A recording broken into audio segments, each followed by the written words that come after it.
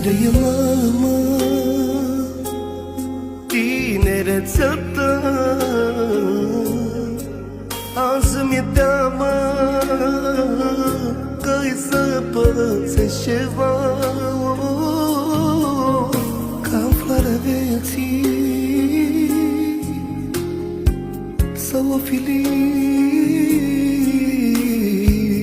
Și tu, măicuța mea, tu ai îmbătrânit.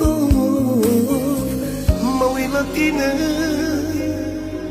și vine să plâng de focul tău și mă rog la Dumnezeu în gândul meu.